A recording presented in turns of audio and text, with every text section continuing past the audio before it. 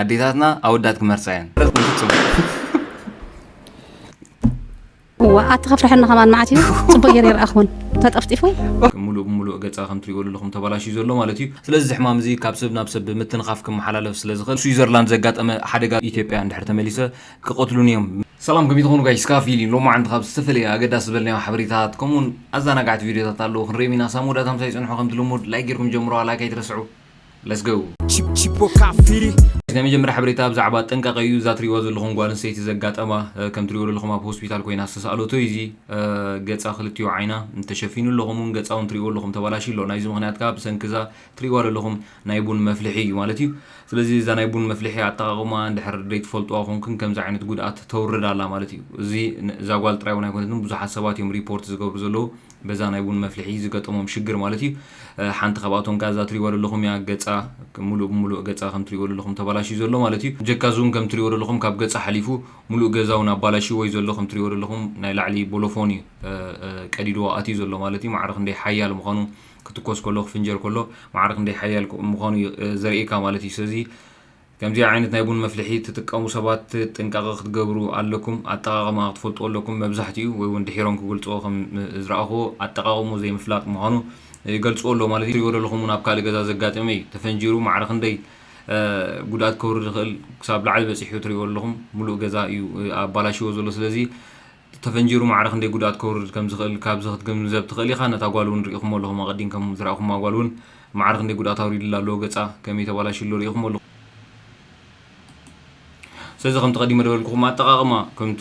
ኣብዚ ሓበሬታት ህቦ ደለዉ እውን ኣጠቃቅማ ሰኣን መፍላጥ እዮም ድብሉ ደለዉ ከም ትሪእዎ ዘለኹም ነዃላ ኣላ ብጎኒ ኣየር መውፅያ እያ ማለት እዩ እንዳፈልሐ ከሎ ኣየር ተውፅያ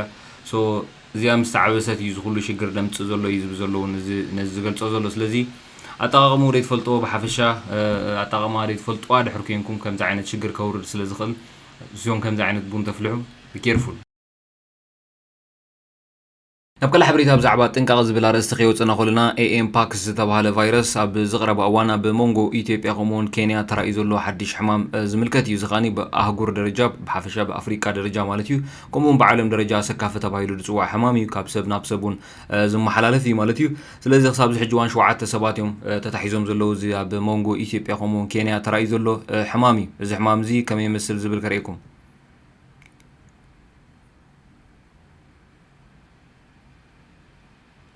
ካብዞም 7 ሰባት ኣብ ሆስፒታል ዘለዉ እቶም ሰለስተ ሓደ ስድራ እዮም ካብ ሓደ ስድራ ዝመፁ እዮም መጀመርያ ነዚ ሕማም እዚ ሓይማ ተባሂሉ ዝመፀት ናብ ሕክምና ሓንቲ ህፃን ቆልዓ ብቕልጡፍ ኣብ ኣካላታ ዝትሪእዎ ዘለኹም ከምዚ ዓይነት ነጠብጣብ ሙሉእ ነብሳ ክመልእ ኣብ ውሕድ መዓልትታት ክመልእ ክኢሉ ኣብ ሕክምና ምስ ከደት ከዓኒ እዚ ዓይነት ቫይረስ ከም ዘለዋ ተረጋጊፁ ማለት እዩ ከም ተቐዲመ ዝበልኩም እዚ ቫይረስ እዚ ካብ ሰብ ናብ ሰብ ብምትሓዝ ክመሓላለፍ ዝኽእል እዩ ብክዳን ብገለመለ ብሓፈሻ ድሕሪ ተንኪፍካ ክሕልፈልካ ዝኽእል ሕማም ስለ ዝኾነ ተላባዓይ ስለ ዝኾነ እቶም ምስኣ ዘለዉ ስድራ እውን ክሕዞም ከም ዝኽእል ተጠርጢሩ ማለት እዩ ስለዚ ኣዲኣ ተመርሚራ ከምኡውን ኣቦኣ ማለት እዩ ኣዲኣ ተመርሚራ ፀኒሕዋ ኣቦኣ እውን ድሒሩ ተመርሚሩ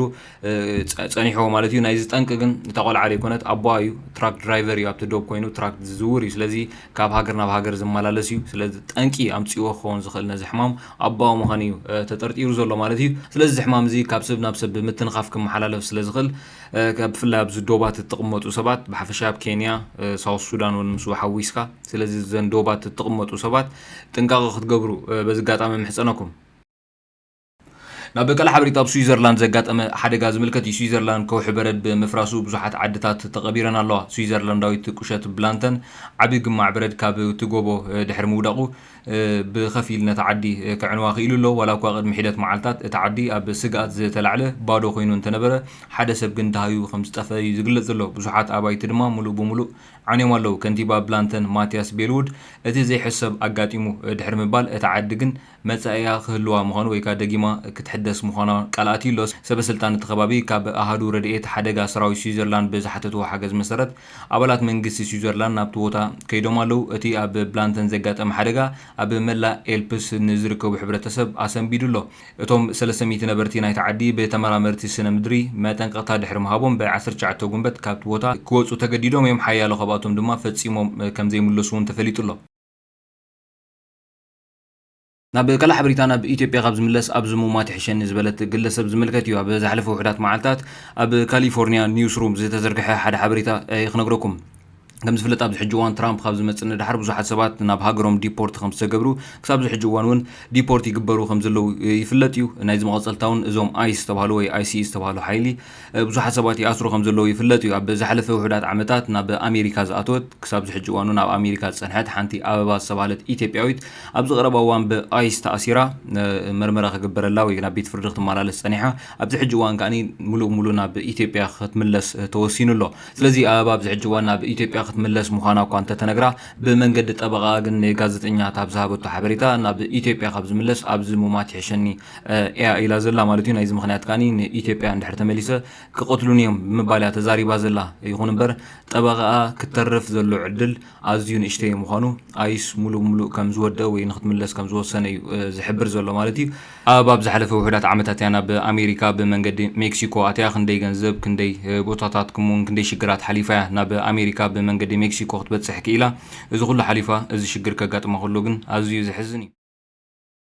Welcome back to Habesha Pop the Balloon, where the moms always make the choice. فليز بلا نجر تري لهم عديتات حبشة عديتاتنا أودات كمرسين كمرس ألن ندك أنين كمرس أنا عنا يكونن. Let's bring in our next single guy. Okay. مرت نشوف.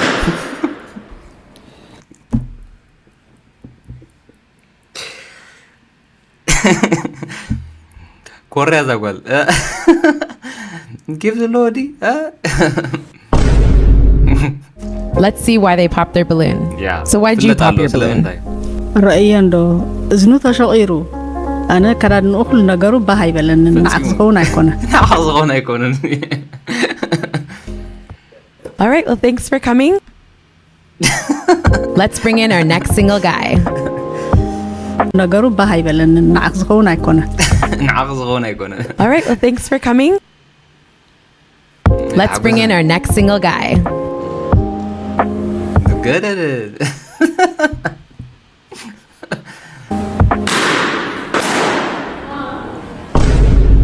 Why'd you pop your balloon?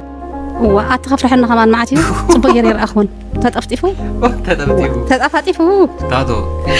Okay, thank you. Okay, thank you for coming. Let's bring in our next single guy.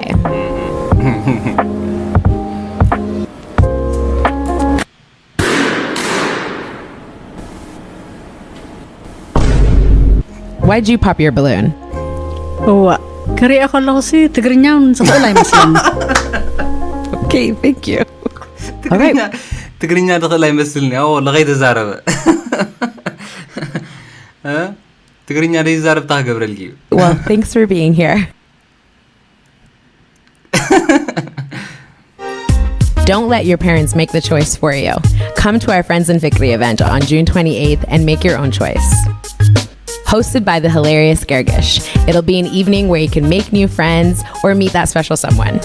قلعت بروموشن هذه أنا حبشة وديت بروموشن YYC Eritreans Saturday 28 June كالجارز لهم كي ترفو تزقاس لهم عن ولني حبريت هذا مثل نيرو سابز المدب سلام